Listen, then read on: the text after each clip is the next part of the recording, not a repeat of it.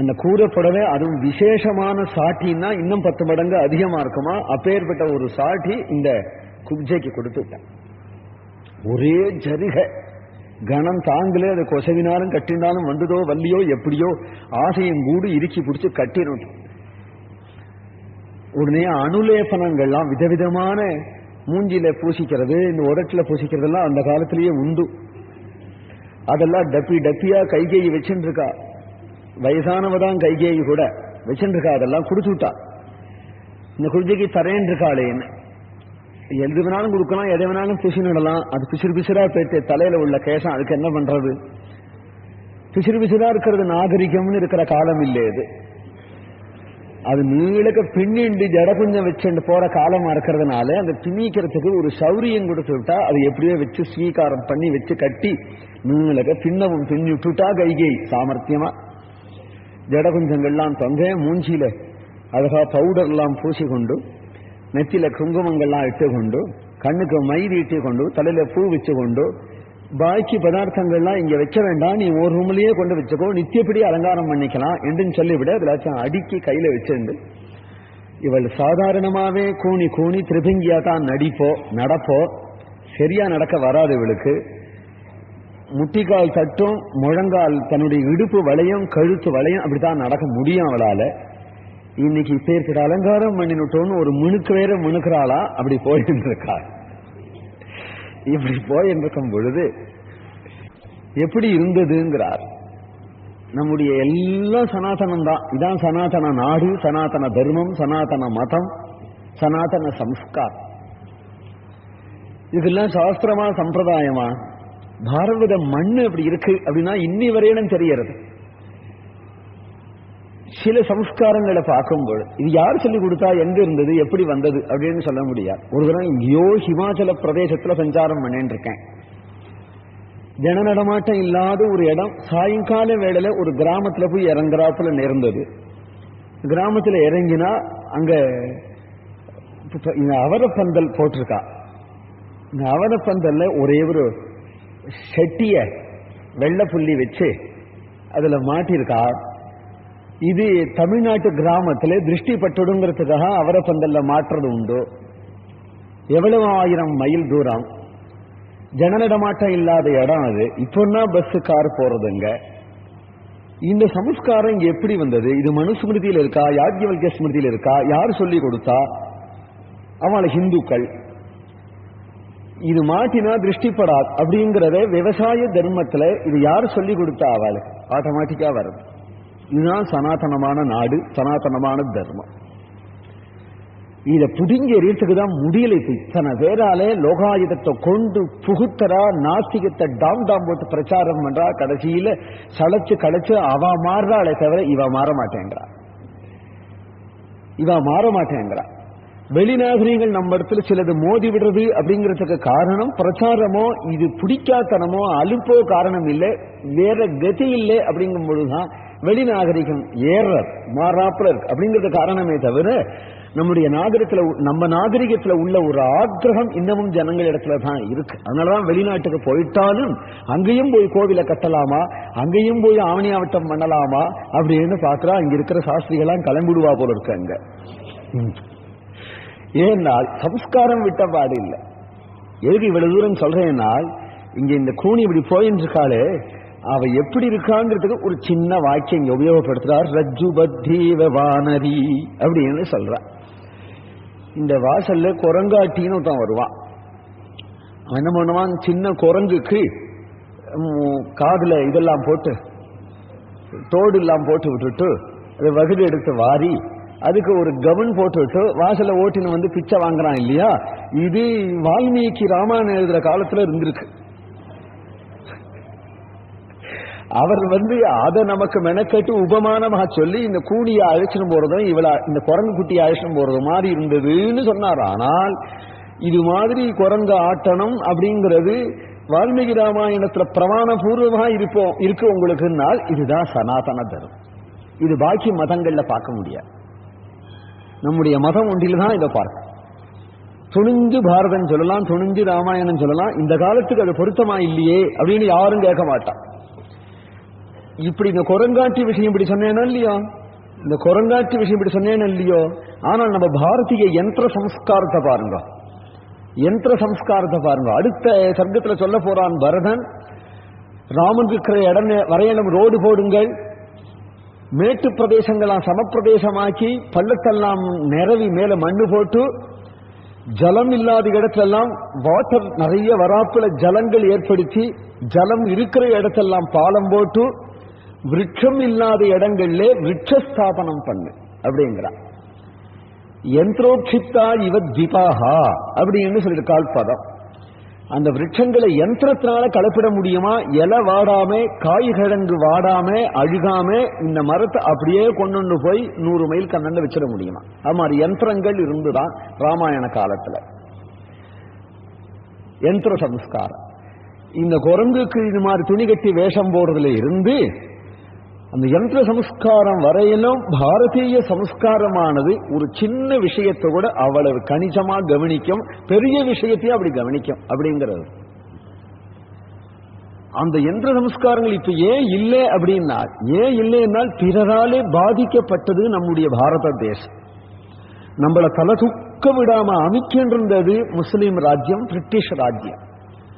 அதனாலே நம்ம சம்ஸ்காரங்களை, நம்முடைய கலாச்சாரங்களை நாம் முன்னு கொண்டு வர முடியாம கீழே சார்ந்திருந்தோமே தவிர இப்போ அப்பேற்பட்டது இல்லைன்னு சொல்ல முடியாது. நேற்றுக்கு இருந்த ராஜராஜ சோழன் கட்டின பிரகதீஸ்வரர் கோவில் வரையிலும் பார்த்தேனானால் அவ்வளவு உயரத்துக்கு மேல ஒரே கல்லு போட்டிருக்கா. அது ஏறி இருக்குன்னா எப்படி ஏறி இருக்கும்? பெரிய பெரிய மண்டபங்கள் எல்லாம் எப்படி கட்டி இருந்திருக்கா? அவளுடைய ஒரு இன்ஜினியர் அவர் போட்டிருக்கிற ராஜகோபுரங்களுக்கு எப்படி கட்டியிருக்கா? அவளுடைய கலை என்னவா இருந்தது அப்படிங்கிறதுக்கெல்லாம் இன்னைக்கு நல்ல வேளையா நிரூபணம் இருக்க. நிரூபணம் எப்படி அப்படின்னு சொன்னால், நீங்கள் நம்பவானா அதனுடைய மதிப்பை லட்சியம் பண்ணலை பழகிவிட்டதுனால என்னால் வெளிநாட்டிலேன்னு வந்தா பிரமிச்சு போயிடுறானே, இந்தியாவை பார்த்து இன்னைக்கும் பிரமிக்கிறானே. அப்பேற்பட்ட கலாச்சாரம் நம்ம இடத்துல இருந்திருக்கு, இன்றைக்கு இருக்கு. ஆனால் அது இவ்வளவு காலம் நம்மளை அந்த கலாச்சாரத்தை அபிவிருத்தி பண்ணிக்க முடியாம நம்முடைய பொருளாதாரத்தை பாதிக்கப்பட்டு நம்முடைய ராஜ்யத்தை இழந்து தப்பி தவிர நம்ம இடத்துல இந்த திருடின்னு போய் தான் வேறு ஒரு கலாச்சாரத்தை போட்டு தன் பேரை போட்டு உங்ககிட்ட கொண்டு காட்டுறான். நீ அப்படியாக்கும் நினைச்சேண்டு ஏமாந்து நிற்கிற. ஆக எல்லாம் உங்ககிட்டேன்னு கிளம்பினதான் உன் சம்ஸ்காரம் தான். உன்னை விட ஒரு பெரிய சம்ஸ்காரத்தையோ யந்திர கலா நிர்மாணத்தையோ வெளிநாட்டவன் கண்டுபிடிச்சிருப்பான் அப்படின்னு சொன்னால், அவன் இந்தியாவுக்கு வரத்துக்கு முன்னாடி என்ன கண்டுபிடிச்சான்? ஹிஸ்டரியை எடுத்து பாருங்க. இந்தியாவுக்கு வரத்துக்கு முன்னாடி வெளிநாட்டவர்கள் என்ன கண்டுபிடிச்சுட்டான்னு ஹிஸ்டரியை எடுத்து பாருங்க. ஒண்ணு கிடையாது. சோட்டுக்கு திண்டாடினான். இந்தியாவுக்கு வந்த பிறகுதான் அவன் இவ்வளவு நிர்மாணங்களும் பண்ணிருக்கிறான் அப்படிங்கிறதுல இருந்தே தெரியலையா? ஆனால் இந்தியாவினுடைய கலாச்சாரத்தை எடுத்து பாருங்க, ஹிஸ்டரியை எடுத்து பாருங்க. அவன் வரத்துக்கு முன்னாடியே சர்வ யந்திரங்களும் சர்வ விஷயங்களையும் இந்தியா எவ்வளவு மேலோங்கி நிற்கிறது அப்படிங்கறத இன்னைக்கு அவர்களே நிரூபணம் பண்ணும்படி நம்ம ஹிஸ்டரி அமைஞ்சிருக்கு. அதனால ராமாயணத்துல மகாபாரதத்துல இதெல்லாம் காண கிடைக்கிறது. ஆனால் அதெல்லாம் நம்ம இதிகாசம் புராணம் என்று தள்ளிவிட்டோமானால் அது நம்முடைய முட்டாள்தனம், நம்முடைய ஏமாளித்தனம். அதுல இருக்கு, இது என்ன இருக்கு அப்படின்னு நினைச்சு கொஞ்சம் புத்தியை குடிச்சு நினைச்சு பார்த்தோம்னா புரியும். இந்த கூனி இப்படி நெளிச்சு விழிச்சேன்னு இப்படி போகும் பொழுது அந்த மற்றவாளுக்கெல்லாம் இதை கண்டா எரிச்சலா இருந்தது. ஏன்னா நாடு நகரம் என்ன பாடுபடுறது, குடும்பம் சந்தியில் நிற்கிறது, இவள் நெளிச்சுன்னு போகிறத பத்தியா பண்றதையும் பண்ணிவிட்டு என்று யாருக்கும் ஆத்திரம் வரத்தானே வரும். அதனால அங்க இருக்கக்கூடிய சேட்டிமார்கள் 2-3 பேர்கள் சத்ருக்ன சுவாமி எதிர்பாராம அங்க நின்று இருக்க, சத்ருக்னோ லட்சுமணானுஜா, அவர் லட்சுமணருடைய தம்பியா இருப்பதனாலையும் சாட்சாத் சுதர்சனாவதாரமா இருப்பதனாலையும் அவ்வளவு தேவையில்லை இவள் விஷயத்துல. அவர்கிட்ட இங்கேந்து போய் இந்த குடும்பத்தை கெடுத்தவளே, நாட்டை கெடுத்தவளே இவதான். இவளால்தான் உங்க அப்பா பரலோகம் போனார், இவளால்தான் உங்க அண்ணா காட்டுக்கு போனார், செய்ய தெரியறது சரியாது மாதிரி பண்ணிவிட்டு நல்ல விளாட்டம் போயின்னு இருக்கு. இவ்வளவு போருமே, இங்கேந்து போனால் இங்க வாயிங்க எது நினைச்சு அவளை துரத்தி கொண்டு ஓங்கி அடிச்சாரோ அடிக்கலையோ எனக்கு தெரியாது. அந்த கட்டம் இன்னும் ராமாயணத்தை நான் சரியா படிக்கல. போய் அவள் வெளிச்சிட்டு போனாலோ இல்லையோ, அவளுடைய பின்னல்ல போய் கை வச்சார், அது கையோட வந்துடுச்சு. உடனே அதை தூக்கி எறிஞ்சார். அதுக்குள்ள அவள் கையில அடிக்கின்ற அந்த பானைகள்லாம் கீழே போட்டு விட்டு குயோ முறியோன்னு ஊழையிட்டு கதி இல்லே, நான் அகதியா போயிட்டேன், அனாதையா போயிட்டேன் அப்படின்னு கதி இல்லே அப்படின்னு அலரும் பொழுது உடனே கதி இல்லாதவளுக்கெல்லாம் கதியா இருக்கக்கூடிய கைகேயி அங்க வந்து நிற்க உடனே சரணாகதி. ராமாயணத்துல பலவிதமான சரணாகதி உண்டு. இங்க கைகேயி சரணாகதி. கைகேயினுடைய காலில் வந்து விழுந்து கூனி உடனே கைகேயி அபயப்பிரதானம் பண்ணணுமே. யாருடைய பலத்தால பண்றது? பரதா பரதா. சத்ருகுணகன் தான் அவளுக்கும் பயமா இருக்கு. பரதன் அங்கேருந்து ஓடி வந்தா நடந்ததை ஓரளவுக்கு தெரிஞ்சுண்டா. சத்ருகுணனை பார்த்தான், ஐய இங்க இருந்து அவ தலையில கை வச்சியே அவளை போய் அடிப்பான். வாஸ்தவமா எனக்கு இருக்கிற ஆத்திரத்துக்கு ஹன்யாமஹமிமாம் பாபாம் கைகேயீம் துஷ்டச்சாரிணீம், பெத்த தாயார்னு பார்க்க மாட்டேன், வெட்டி போட்டுடுவேன் இந்த கைகேயை. இப்போ அவ்வளவு ஆத்திரம் இருக்கு. ஆனால் கட்டுப்படுத்தியிருக்கேன். ஏன் கட்டுப்படுத்தியிருக்கேன்? நாளைக்கு அண்ணா எதிரில் போய் நிற்கணும், ஜாக்கிரதை. ஒரே ஒரு முகவிலாசத்துக்காக தான் நம்ம உயிரை வச்சுட்டு இருக்கோம். அதுக்குத்தான் தர்மத்துக்கு கட்டுப்படுறோம், அதுக்குத்தான் சத்தியத்துக்கு கட்டுப்படுறோம், அதுக்குத்தான் குடும்பத்துக்கு கட்டுப்படுறோம், அதுதான் லோகத்துக்கு கட்டுப்படுறோம், நமக்கு கட்டுப்படும். அந்த முகம் கசக்கும், அந்த முகம் திரும்பி பார்க்காது, நம்மளோட பேசாது அப்படிங்கிற ஒரு பயத்தினால இருக்கேனே தவிர இது ஒரு பெரிய விஷயம் இல்லப்பா என்று சொல்லி சத்ருகுணனை சமாதானம் பண்ணினார். தர்பாருக்கு வந்து சேர்ந்தார் பரதன். ஜனங்கள் எல்லாம் வந்துட்டார்கள். தசரதன் புள்ள வந்தது, மறுபடியும் தசரதன் வந்துட்டது மாதிரி இருந்துதான். சபை அதே தேஜஸோட சோபையோட இருந்தது. ஜனங்கள்லாம் சந்தோஷமாவே உட்கார்ந்துக்கிறார்கள். பரதனுக்கு பட்டாபிஷேகம் என்றுதான் எதிர்பார்க்கிறார்கள். அதுதான் சாத்தியம்னு தெரிஞ்சிருக்கார்கள் ஜனங்களே. வசிஷ்ட பகவான் உடனே பரதனை பார்த்து நடந்த விஷயங்கள் தெரியாதனாலே மறுபடியும் சொல்லிவிட்டு பிதிர்வாக்கிய பரிபாலனார்த்தம் ராமர் வனவாசம் போயிட்டதனாலையும் தசரதர் பரலோகம் போயிட்டதனாலையும் அந்த பிதிர்வாக்கிய பரிபாலனத்துல 2 பரதன் நிறைவேற்ற வேண்டி இருக்கிறதுனாலையும் இந்த ராஜ்யத்தை நீதான் அங்கீகரிக்கணும் என்று ஜனங்கள் சார்பிலே, மந்திரிகளுடைய சார்பிலே குலகுருவான குலபுரோகிதனான வசிஷ்டர் தான் சொல்றதாக சொல்ல உடனே பரதன் கண்கள் சிவந்தது, பெருமூச்சு விட்டார். பரதரை பார்த்து வசிஷ்டரை பார்த்து கைவிடிச்சான். பெரியவரான தாங்களே சொல்றதா? மார்க்கந்தவரி போனால் அவர்களுக்கு சரியான புத்தி சொல்லி திருத்துறதுக்காக தானே குரு. குடும்பத்துல மூத்த பிள்ளைக்கு தான் பட்டம் அப்படிங்கும் பொழுது அதை மாத்தி இவ்வளவு காரியம் இங்க நடந்திருக்கும் பொழுது நீங்க இருந்தென்றுமா நடந்தது? உங்க சன்னிதானத்திலேயா இது நடந்தது? கைகேகியே நீங்கள் திருத்திருக்க வேண்டாமா? இல்ல அப்பாவுக்கு சமாதானம் இருக்க வேண்டாமா? இப்படி ஒரு சத்தியமா? இப்படி மூத்த பிள்ளையை விட்டுவிட்டு தம்பி எங்கேயாவது ராஜ்யத்தை அடையிறது உண்டா? இது நியாயமா?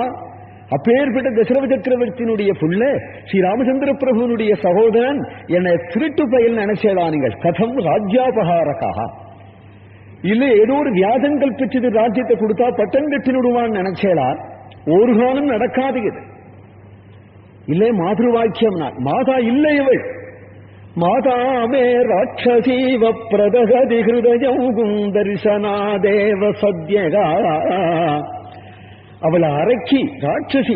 அவள் சங்கல்பத்தை நிறைவேற்ற மாட்டேன்னா இப்பொழுதே புறப்பட்டு அயோத்திக்கு ராமருக்கும் இடத்துக்கு போக போறேன். கச்சாம்யாரண்ய மத்திய ஸ்திரமதிரகிலம் தூரதோபாஸ்ய ராஜ்யம்.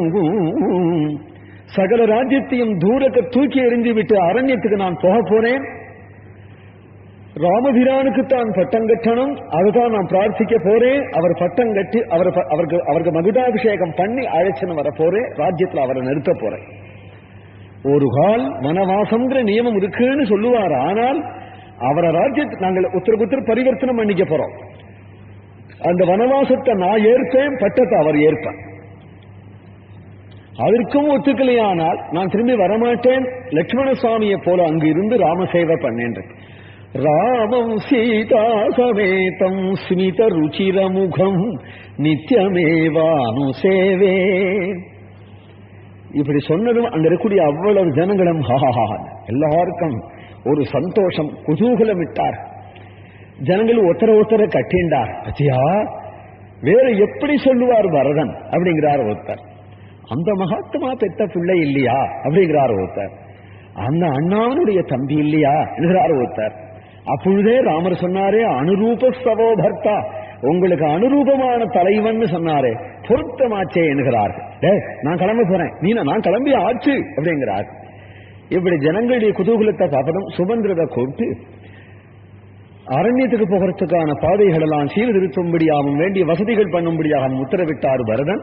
குறிப்பிட்ட நாள்ல புறப்பட்டாச்சு. கௌசல்ய, கைகேயி, சுமித்ரா அம்மா உள்பட புறப்பட்டுட்டார்கள். நாட்டினுடைய அரண்மனையினுடைய தற்காப்புக்காக நிர்பந்திச்சு ஒரு 2 பேர்களை நிறுத்துறாப்புல இருந்துதான். யாரும் நிக்க தயாரா இல்லையா. அயோத்தியே நகர்றதான் அப்படியே புடிச்சு கட்டி விட்டு வந்தாலாம், இருக்கிற இடத்துல இரு அப்படின்னு. இவர்கள் புறப்பட்டா போகும்பொழுதே ஜனங்கள் எல்லாரும் பாகவதால் ஆயிட்டா, பஜன கோஷ்டி ஆயிட்டா. அந்த சொர்க்கம் பார்த்தா அப்படித்தான் இருக்கும்.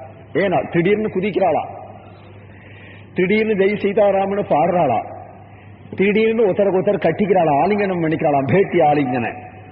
திடீர்னு மூர்ச்சி ஆய்க்கீழ விழறாள், திடீர்னு ஒருத்தருக்கு சேவிச்சுக்கிறாள், திடீர்னு உட்கார்ந்து கொண்டு ராமாயணம் சொல்ல ஆரம்பிச்சு விடுறாள். இப்படியே அவர்கள் ராம குணத்தையோ பரத குணத்தையோ தசரதனுடைய குணத்தையோ திருப்பி திருப்பி எத்தனை வாய் அங்க இருக்கோ அத்தனை ராமாயணம். நமக்கு தெரிஞ்சது வால்மீகி ராமாயணம், துளசி ராமாயணம், கம்ப ராமாயணம், ஏதோ 4-5 வச்சுருக்கோம். அங்க எத்தனை ஜனங்கள் போனாலோ அத்தனை ராமாயணம். அத்தனை ஜனங்களும் பேசிக்கொண்டு போறார். வழிநட சமமே தெரியலே, குதூகலமாக வீசி நடக்கிறார். சைன்யங்களும் தற்காப்புக்காக போயின்னு இருக்கு. பரதனும் வரான். பேரிரச்சல். பொதுவா கூட்டம் வந்தாலே இறைச்சலா இருக்கும். அவ்வளவு அந்த கூட்டத்துல எல்லாரும் ராமாயணம் வேற சொல்லிட்டு வரா. பெரிய பேரிரச்சல். இவ்வளவு இறைச்சலம் காதுல விழுந்ததோ இல்லையோ, சிங்கு பேரம் கிட்டத்தட்ட வந்ததும் குகப்பெருமானுக்கு சந்தேகம் வந்துடும். பரதன் தான் வரான் நிச்சயம். ஒரு நாள் ராமனை பார்க்க வந்தா அவன் மட்டும் வரட்டும், இல்ல ஒரு 4-5 பேரோட வரட்டுமே. இவ்வளவு பெரிய சைன்யத்தோட வர காரணம் என்ன? நிச்சயம் யுத்தத்துக்காக வரான். ராமனை சத்ருவகான்னு நினைச்சு 14 வருஷம் கழிச்சு திரும்பி வந்துட போகிறானே என்று நினைச்சு, காட்டிலேயே தீர்த்து கட்டிவிடுங்கிற நோக்கத்தோட வரான் போல இருக்கு என்று நினைச்சு, அதிக ஸ்நேகம் ராமனிடத்துல இருக்கிறதுனால இந்த பாப சங்கம் உண்டாகி உடனே தன்னுடைய சகல ஜனங்களையும் கூட்டி விவேகியான குகன் முரட்டுத்தனமா அடிதடின்னு வந்துடாம அந்த ஜனங்களை பார்த்து, நீங்கள் ஒவ்வொருத்தரும் ஒரு கையில அந்த ஓடம் தள்ளக்கூடிய துடுப்பு, ஒரு கையில ஆயுதம், 2ஐயும் வச்சுருங்க, எதுக்கு உபயோகம்னு தெரிஞ்சுட்டு வரேன் என்று சொல்லிவிட்டு ராமருக்கு அர்ப்பணம் பண்றதுக்காக வேண்டியதானே, இந்த பரதனுக்கு அர்ப்பணம் பண்ண வேண்டியதான தேன், திணை முதலிய சாமகிரிகளை எடுத்துக்கொண்டும் தன்னுடைய குடும்பத்து பெரியோர்களை அழைத்து கொண்டு முன்பு ராமசுவாமியை பார்க்க வந்த முறையிலேயே அங்கேருந்து வரானாம் பரமபாகவதனான குகன். ரகத்துல இருந்து கீழே இறங்கி அந்த இடத்துல நிற்கிறார் பரதன். பக்கத்துல சத்ருகுணன், பக்கத்துல சுமந்திரர். இந்த இடத்துலதான் அண்ணா நின்னா, அங்கதான் உட்காண்டிருந்தா, இங்கேதான் பேசினா. இந்த வழியாத்தான் இறங்கி அக்கறைக்கு போனாள். அதோ சிங்குபேரபுரம்னு இருக்கு, அந்த ஊர்ல தான் அண்ணாவுக்கு வேண்டிய குகன் ஒருத்தர் இருக்கார்.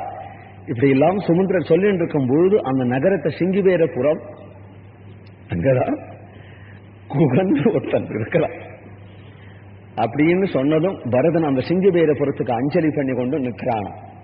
கண்களிலிருந்து கண்ணீர் பெருக சத்ருகுணன் பக்கத்துல நிற்க அங்கேருந்து பரதன் பார்க்கிறான்.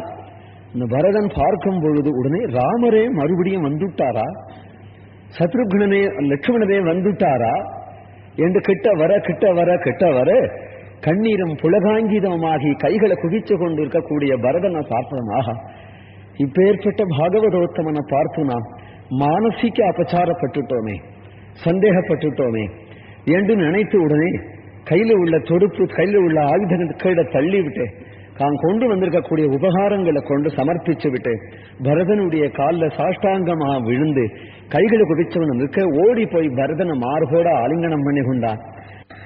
பரதனை குகன் ஆலிங்கனம் பண்ணி கொண்டான், குகனை பரதனை ஆலிங்கனம் பண்ணி கொண்டான். பரதனை பார்த்து குகன் சொல்றான், தன்யஸ்தம் நத்வயா துல்லியம் பஷ்யாமி ஜகதீதலே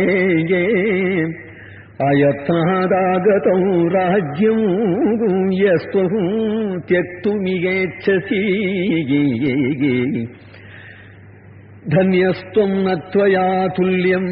உம்முடைய வைராக்கிய சம்பத்தை இப்பொழுது பிரத்யட்சமாக பார்த்தேன். பரதா, உனக்கு ஈடு உலகத்துல யாருமே கிடையாது. ஒவ்வொரு அண்ணன் தம்பி சொத்துக்காக சண்டை போட்டு பிடிங்கிப்பா. ஆனால் உனக்கு பாராளும் படர் செல்வம் பரத நம்பிக்கே அருளி என்று உனக்கே கொடுத்துட்டு போயிருக்கிறார் பெருமாள். கைகேயம்மாவும் தகப்பனாரிடத்திலிருந்து வரப்பிரசாதமா வாங்கி உனக்கு வச்சிருக்கா. நாட்டு மக்களும் உன்னை ராஜாவாக விரும்புறது. வசிஷ்டரும் பட்டம் கட்ட தயாரா இருந்தார். இந்த நிலைமையிலே தேடி வந்து நிற்கிற ராஜலட்சுமிய வேண்டாம்னு தியாகம் பண்ணணும். ஆனால் நிதிச்சால சுகமா, ராம சந்நிதி சேவ சுகமா என்ற ராம சந்நிதி சேவதான் நீ ஐஸ்வர்யம்னு நினைச்சியே தவிர இந்த நிதி ஐஸ்வர்யம் உனக்கு தோணலையே. இந்த வைராகிய சம்பத்து பரமபாகவதனான உனக்கே தகும். தன்யஸ்துவம் நத்வயா துல்லியம் பஷ்யாமி ஜகதீதலேயே அயத்னாதாகதம் ராஜ்யம் யஸ்துவம் தியக்துமிஹேச்சசி. பரதன் குஹனை பார்த்து சொல்றான், என்ன நீ கொண்டாடுறது அப்புறம் இருக்கட்டும், எங்க அண்ணா எங்க உட்கார்ந்தார், எங்க படுத்தார், எங்க சாப்பிட்டார், என்ன பண்ணினார் எல்லாத்தையும் எனக்கு சொல்லு. அதுதான் எனக்கு ஜீவனாதாரம். பெரிய உபாசகன் குஹன். அவன் என்ன உபாசிக்கிறான், அவனுடைய உபாசன பத்ததி என்ன அப்படின்னா, ஒரே ஒரு நாள் சிம்சுபா விருட்சத்தின் அடியில அவருடைய இஷ்ட தெய்வம் படுத்துனுட்டு போச்சு. அந்த படுத்துட்டு போன இடம், அதுக்குன்னு போட்ட தர்ப்பம் அது அப்படியே இருக்கு. அதுக்கு மாத்தி மாத்தி காவல் போட்டுட்டான். அந்த இடத்துல இருந்து அந்த திருண சயனம் காத்துல பறந்துடாதபடி, மேயற மாடு மேஞ்சுடாதபடி அங்க ஒரு காவல் 24 மணி நேரம். அந்த காவல் என்ன பண்ணணும், அந்த திருண சயனத்தை சுத்தி சுத்தி ஸ்ரீராம் ஜெயராம் ஜெய ஜெயராம், ஸ்ரீராம் ஜெயராம் ஜெய ஜெயராம், ஸ்ரீராம் ஜெயராம் ஜெய ஜெயராம் என்று சுத்திண்டே இருக்கணும். காலையில ஒரு வேளை அங்கேன்னு சித்த நேரம் அதன் பக்கத்துல அன்னைக்கு பிரபு படுத்துட்டு இருந்தாரே, அதை அப்படியே தியானம் பண்ணிட்டு இருந்துட்டு